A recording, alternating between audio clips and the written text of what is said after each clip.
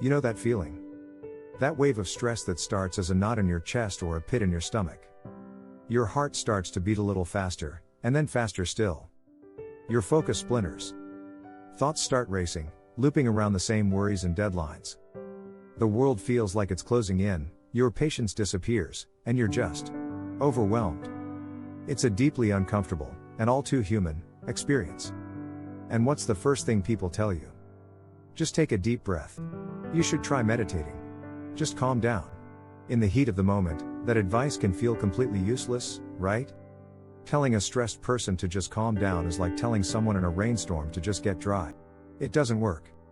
Meditation is an amazing long-term practice, but it takes time and a mind that's already calm enough to start. And taking a deep breath often feels like a temporary pause that doesn't actually stop the physical momentum of stress. What if that advice doesn't work fast enough? What if you need a solution right now? What if I told you there's a built-in reset button in your lungs that neuroscientists say is one of the fastest ways to slam the brakes on stress in real time?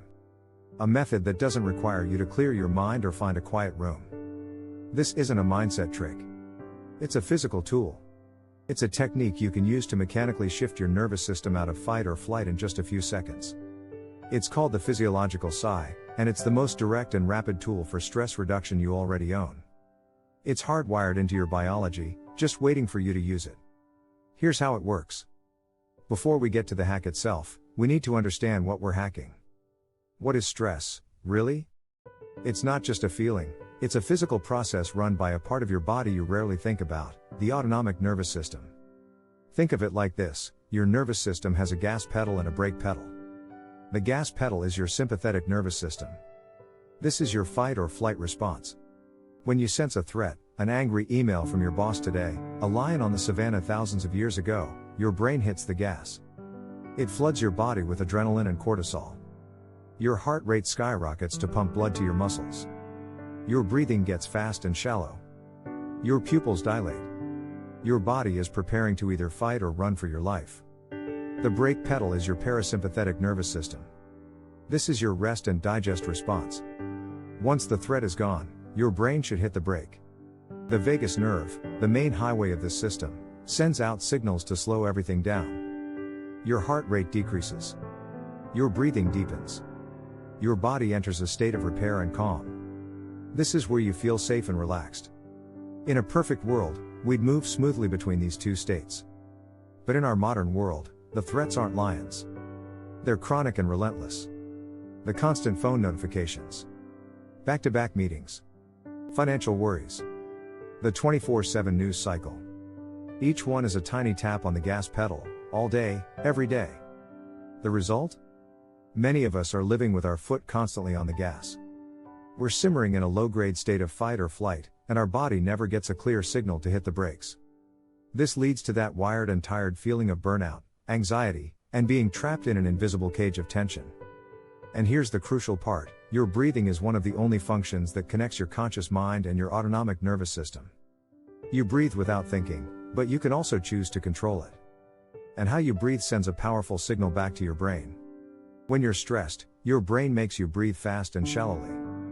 But that breathing pattern creates a feedback loop. As long as you're breathing that way, you're sending a signal back to your brain that says, the threat is still here. Stay on high alert. Your breathing becomes both a symptom of stress and a driver of it. You're literally trapping yourself in anxiety with every short breath. But if a breathing pattern can lock you in, a different one can be the key to get you out. To understand how this simple sigh works, let's take a quick trip inside your lungs. They aren't just two big bags. Imagine them as massive, upside-down trees. The trunk is your windpipe, which branches out into smaller and smaller airways. At the very end of the tiniest branches are hundreds of millions of microscopic, balloon-like air sacs called the alveoli. This is where the magic happens: oxygen gets into your blood, and carbon dioxide, CO2, gets out. Your brain has sensitive detectors that constantly monitor the CO2 level in your blood. For your brain, rising CO2 is a primal alarm signal that can trigger panic and anxiety. It's interpreted as a sign of suffocation. Here's how it all connects. When you're stressed, your breathing is shallow. When you breathe this way, many of those tiny alveoli at the bottom of your lungs don't fully inflate. They start to collapse, a bit like wet balloons sticking together. When these air sacs collapse, they can't do their job. The surface area you have for getting rid of CO2 shrinks. So, even if you're breathing faster, you're breathing less efficiently. CO2 levels start to rise in your blood. Your brain's detectors sense this and sound the alarm: danger. We aren't getting enough air. Your brain then doubles down on the stress response, making you want to breathe even more quickly and shallowly. It's a vicious physical cycle. No amount of thinking calm thoughts can easily break this mechanical loop. This is where the physiological sigh comes in. It's not just a deep breath, it's a specific, two-part inhale designed by nature to solve this exact problem. In fact, you already do it spontaneously when you're about to fall asleep or after you sob. It's your body's built-in reset button. Here are the mechanics. First, the double inhale. The technique is one long inhale through the nose, immediately followed by a second, shorter sip of air, also through the nose. Why two? The first big inhale fills most of your lungs. But that second, sharp inhale creates a burst of pressure that pops open those collapsed alveoli, bringing them back online so they can do their job again. Next, the long, slow exhale. With all your alveoli now open, the long exhale gives your body the time it needs to dump all that excess carbon dioxide that was screaming danger to your brain. The alarm bells go silent. But that's not all. A long, extended exhale also directly stimulates the vagus nerve. As we mentioned, that's the superhighway of your rest and digest system. Stimulating it sends a direct command to your heart to slow down. It tells your body that the threat has passed and it's safe to stand down. So, in a single breath that takes just a few seconds, you've done two things. You've mechanically fixed the physical problem by reinflating your lungs and offloading CO2, and you've neurologically activated your body's built-in calming system. You aren't hoping to calm down, you're using your body's own mechanics to make it happen. Enough theory. The real power is in experiencing it. So, let's try it right now. You can be sitting, standing, or lying down, just get comfortable. First, just check in with yourself. Without changing a thing, notice how you feel.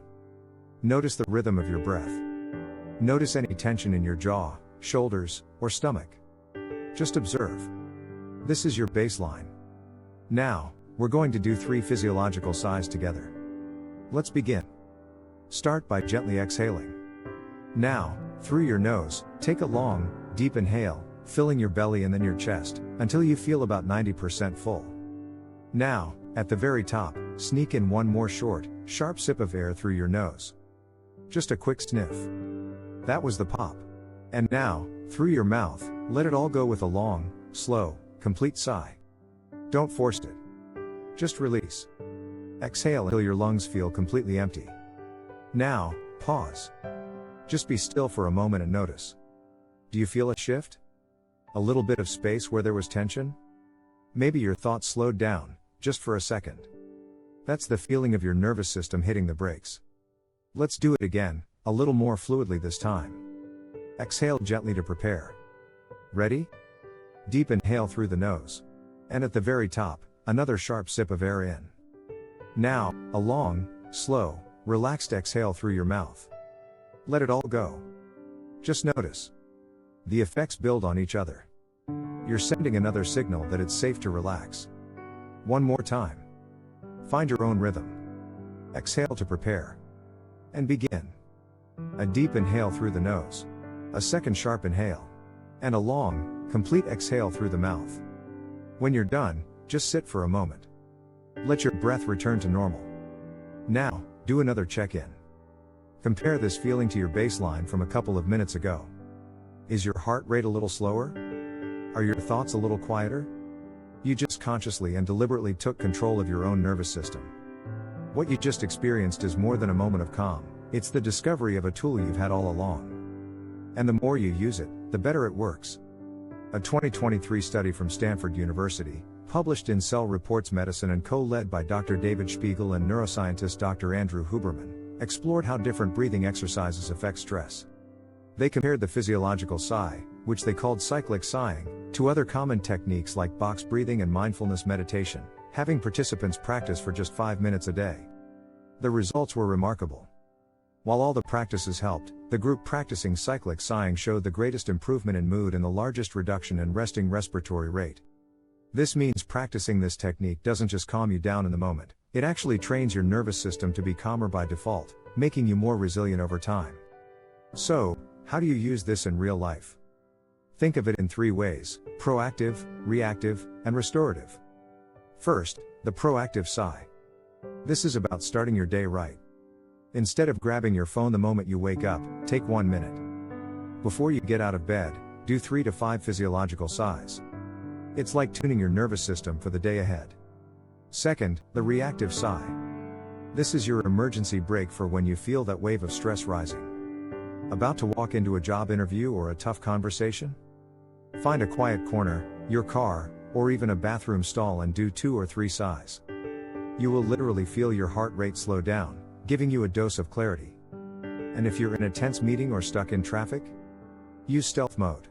The double inhale through your nose can be almost silent, and the long exhale can be done slowly and quietly through your nose. No one will know you're doing it, but you will feel the shift. Finally, the restorative sigh. This is for after a stressful event. You just got off a tense phone call or finished a horrible commute. The event is over, but you're still buzzing with adrenaline. If you don't release that, it sticks with you. Take a minute to do a few physiological sighs. This helps complete the stress cycle and signals to your body that the threat is truly over. This is also incredibly powerful for sleep. If your mind is racing in bed, a few rounds can help quiet the mental chatter and ease you into rest.